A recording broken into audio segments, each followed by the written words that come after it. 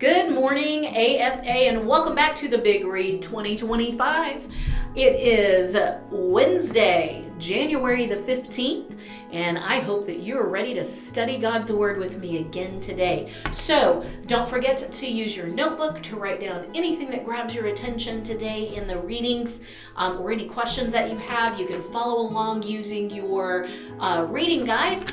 Or if you don't have a reading guide, I will tell you where we're reading today. So go ahead and open your Bible. We're going to start in Genesis chapter 40 today. Genesis chapter 40. We are going to continue the story of Joseph. And today we'll not only see Joseph, but we're also going to see Joseph interacting with Pharaoh. So Pharaoh's going to be a part of this. We're going to read his dream today.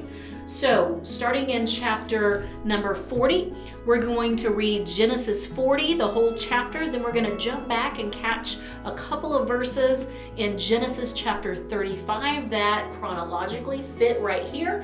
Then we're going to read chapter 41, which is Pharaoh's dream. Are you ready? Let's read Genesis chapter 40. Then it came about after these things, the cupbearer and the baker for the king of Egypt offended their lord, the king of Egypt.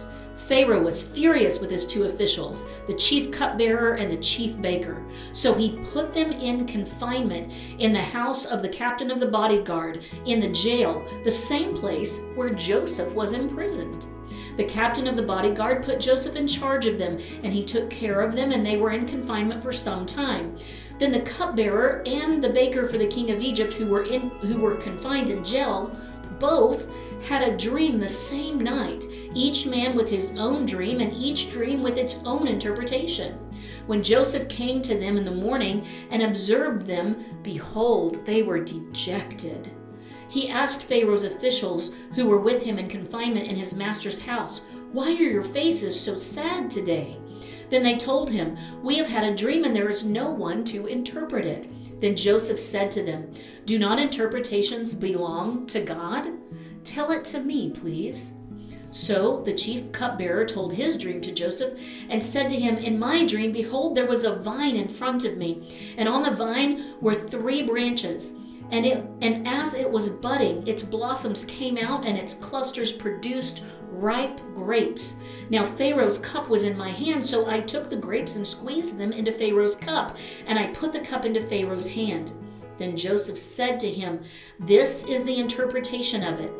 The 3 branches are 3 days. Within 3 more days, Pharaoh will lift up your head and restore you to your office, and you will put Pharaoh's cup into his hand according to your former custom when you were his cupbearer. Only keep me in mind when it goes well with you, and please do me a kindness by mentioning me to Pharaoh and get me out of this house. For I was in fact kidnapped from the land of the Hebrews, and even here I have done nothing that they should have put me into this dungeon."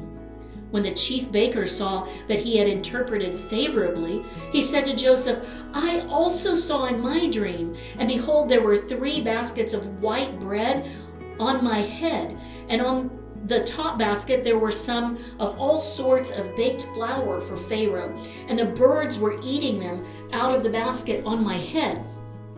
Then Joseph answered and said, "This is the interpretation.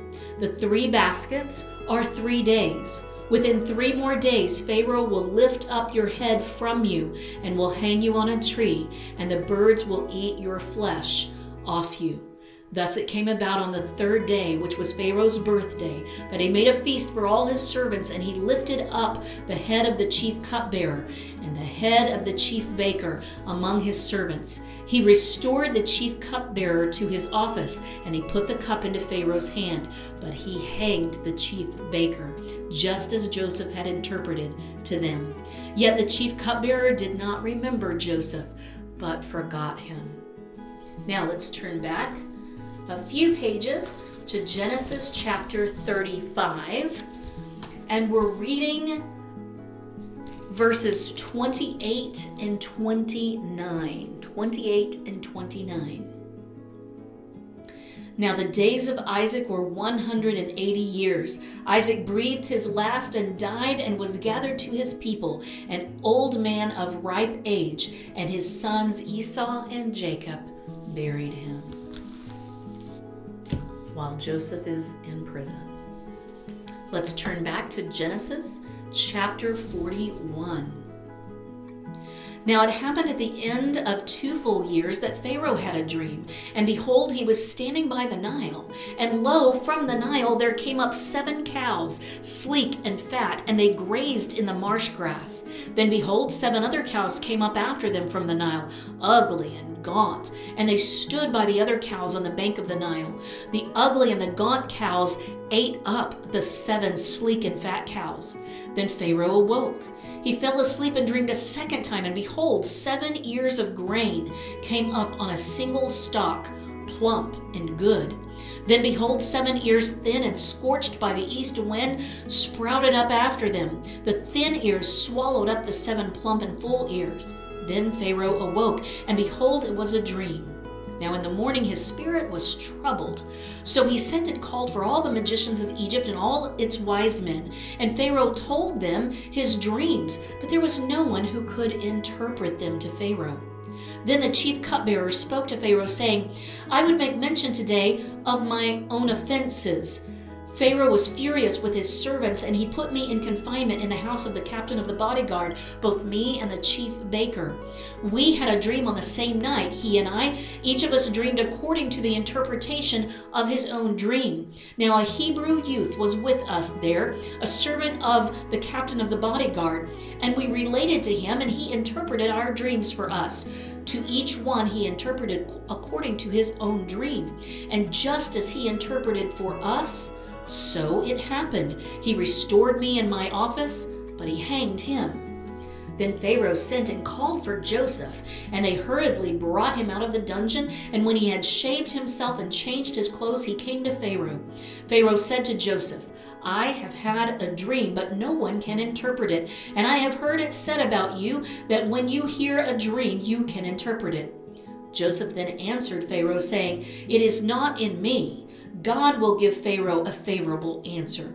So Pharaoh spoke to Joseph, In my dream, behold, I was standing on the banks of the Nile, and behold, 7 cows, fat and sleek, came up out of the Nile, and they grazed in the marsh grass. Lo, 7 other cows came up after them, poor and very ugly and gaunt, such as I had never seen for ugliness in all the land of Egypt.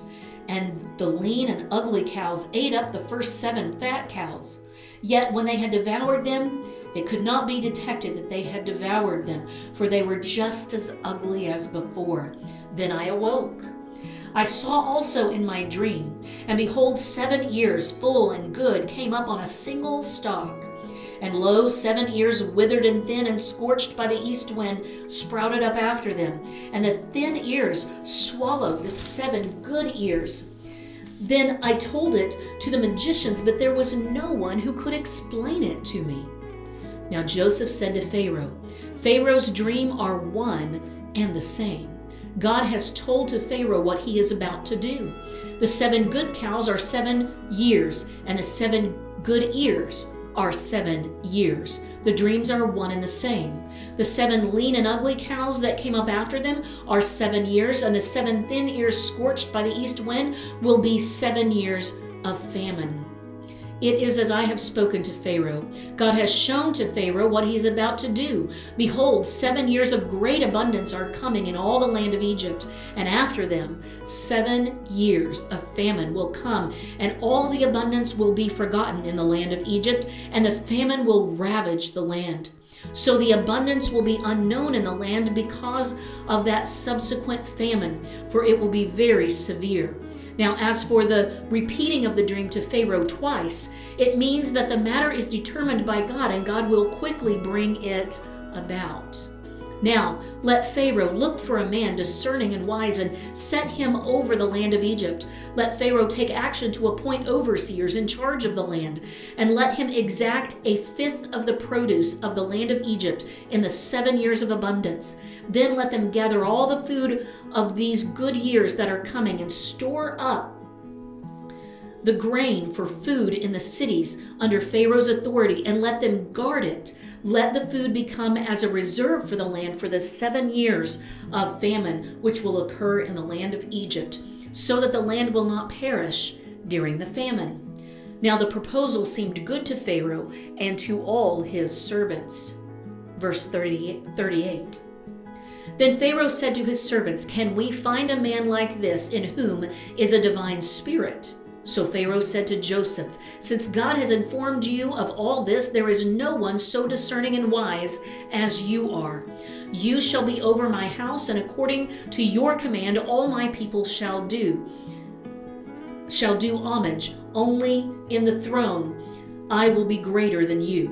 Pharaoh said to Joseph, "See, I have set you over all the land of Egypt." Then Pharaoh took off his signet ring from his hand and put it on Joseph's hand, and clothed him in garments of fine linen, and put the gold necklace around his neck. He had him ride in his second chariot, and they proclaimed before him, "Bow the knee." And he set him over all the land of Egypt. Moreover, Pharaoh said to Joseph, "Though I am Pharaoh, yet without your permission no one shall raise his hand or foot in all the land of Egypt." Then Pharaoh named Joseph Zaphnath-Paneah, and gave him Asenath, the daughter of Potiphera, priest of On, as his wife. And Joseph went forth over the land of Egypt. Now Joseph was 30 years old when he stood before Pharaoh, king of Egypt. And Joseph went out from the presence of Pharaoh and went through all the land of Egypt. During the 7 years of plenty, the land brought forth abundantly. So he gathered all the food of these 7 years which occurred in the land of Egypt, and placed the food in the cities. He placed in every city the food from its own surrounding fields. Thus Joseph stored up grain in great abundance, like the sand of the sea, until he stopped measuring it, for it was beyond measure. Verse 50. Now before the year of famine came, 2 sons were born to Joseph, whom Asenath, the daughter of Potiphera, priest of On, bore to him. Joseph named the firstborn Manasseh, for he said, "God has made me forget all my trouble and my father's household." He named the second Ephraim, for he said, "God has given me